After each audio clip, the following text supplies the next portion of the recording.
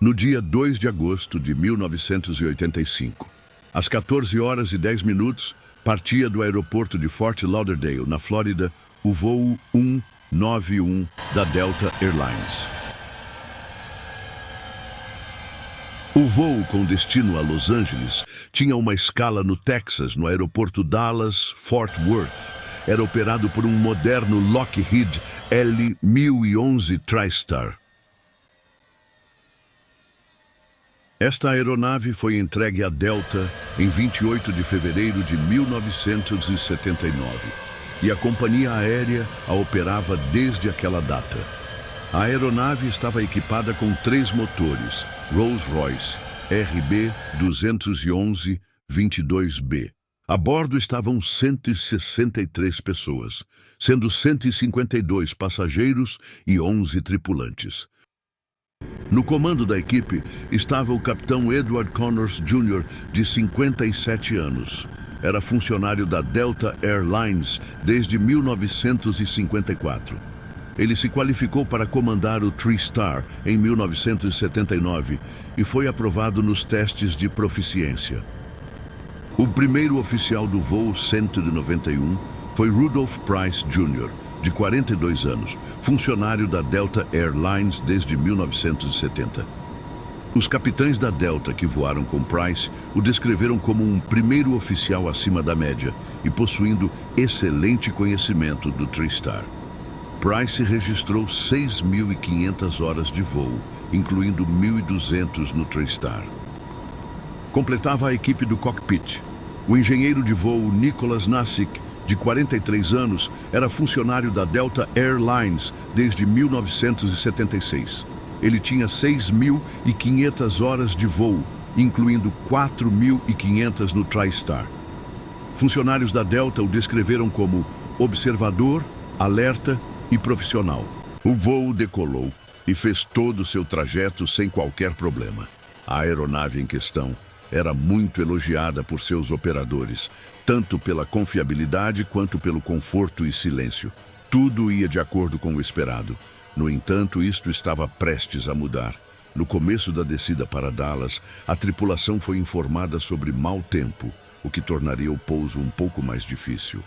Ainda assim, não parecia algo a se preocupar, dada a experiente tripulação à frente do voo. Pousar o TriStar, mesmo com mau tempo, não deveria ser problema, já que a aeronave estava equipada com o que havia de mais moderno na época. Assim foi dado prosseguimento à descida de acordo com as orientações do controle de tráfego aéreo. A previsão do tempo do despacho de voo para DFW declarou uma possibilidade de pancadas de chuva e tempestades amplamente dispersas. Outro alerta meteorológico despachado alertou sobre uma área de tempestades isoladas, sobre Oklahoma e norte-nordeste do Texas. A tripulação revisou esses avisos antes da decolagem. Quando a aeronave passou por Nova Orleans, uma formação climática perto da costa do Golfo se fortaleceu.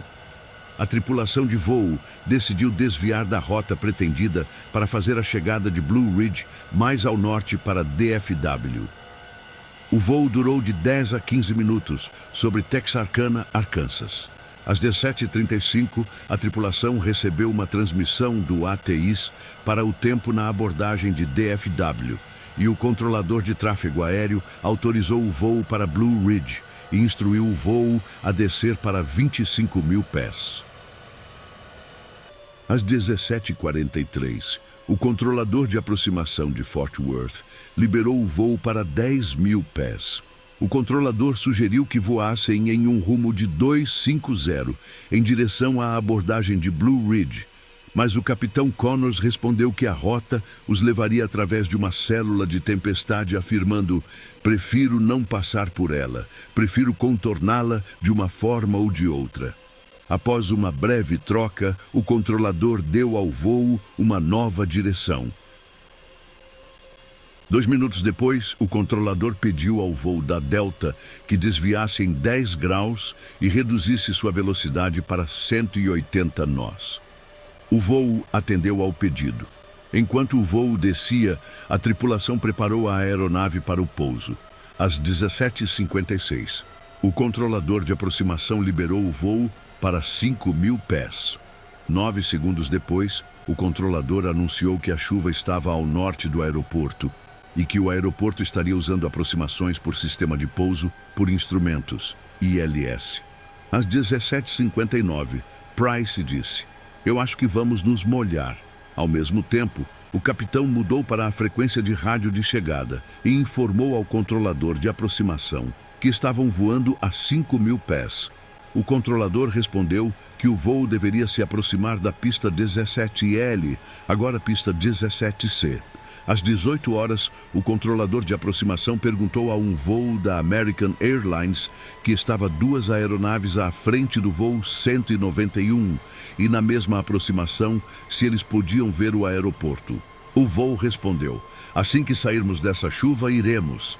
Às 18 horas, o voo 191 foi instruído a desacelerar para 170 nós e virar para o rumo 270. O voo 191 foi instruído a descer para 3.000 pés às 18h01.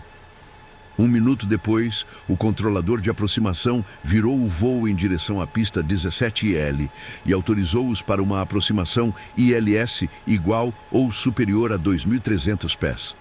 Meio minuto depois, o controlador pediu ao voo para reduzir sua velocidade para 160 nós, o que a tripulação reconheceu.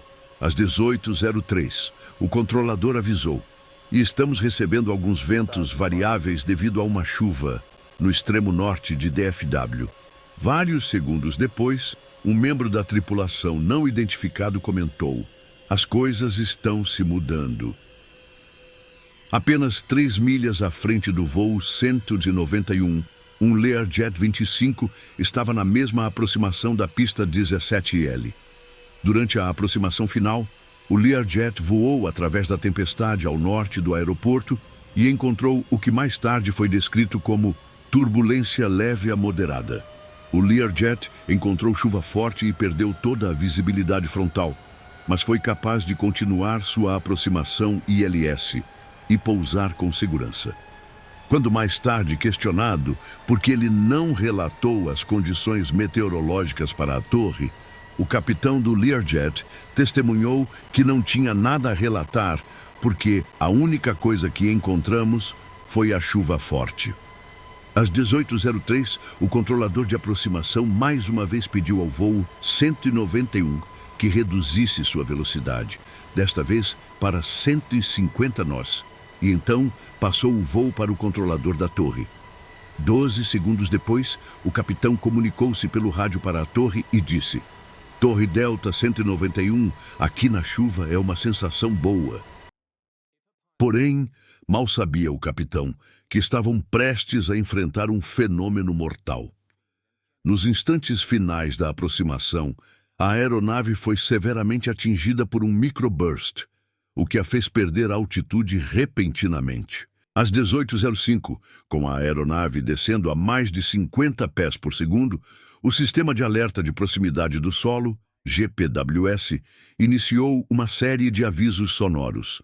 O capitão respondeu declarando TOGA, uma abreviatura da aviação para aplicar o empuxo máximo e abortar o pouso dando uma volta. O primeiro oficial respondeu, puxando para cima e levantando o nariz da aeronave, o que diminuiu a velocidade, mas não impediu a descida do avião. A aeronave atingiu um poste de luz em uma rodovia. O motor esquerdo da aeronave atingiu um Toyota Celica, dirigido por William Mayberry, de 28 anos, matando-o instantaneamente.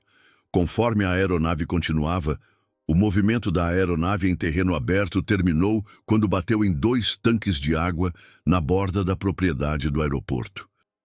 Todos os bombeiros e unidades de emergência do aeroporto foram alertados 1 minuto após o acidente. 45 segundos depois de serem alertados pela primeira vez, 3 caminhões de bombeiros do posto de bombeiros no 3 do aeroporto chegaram ao local do acidente e começaram a combater o incêndio.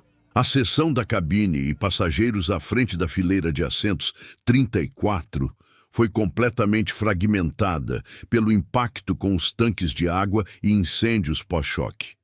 Todos, exceto 8 dos ocupantes desta seção, foram mortos. O restante dos passageiros e tripulantes sobreviventes estavam na cabine traseira e na cauda, que se separaram relativamente intactas e pousaram de lado em um campo aberto, e a maioria deles estava nas partes central e direita da fuselagem da fileira de assentos, 40 para trás. Algumas das pessoas na seção da cauda não conseguiram se libertar devido a ferimentos, então as equipes de resgate tiveram que retirá-los. A maioria dos sobreviventes também ficou encharcada com combustível de aviação, aumentando ainda mais a dificuldade de saída dos destroços. O acidente acabou matando 137 pessoas, incluindo 128 dos 152 passageiros e 8 dos 11 tripulantes. Após esse acidente, a Agência Espacial Americana criou um programa para estudar o fenômeno e desenvolver sistemas capazes de alertar a tripulação sobre sua existência em rota. Embora tenha sido uma fatalidade, com perdas de muitas vidas, esse episódio ajudou a tornar a aviação ainda mais segura. Se você gostou desse vídeo, ajude o canal se inscrevendo e deixando seu joinha. Um grande abraço e até a próxima.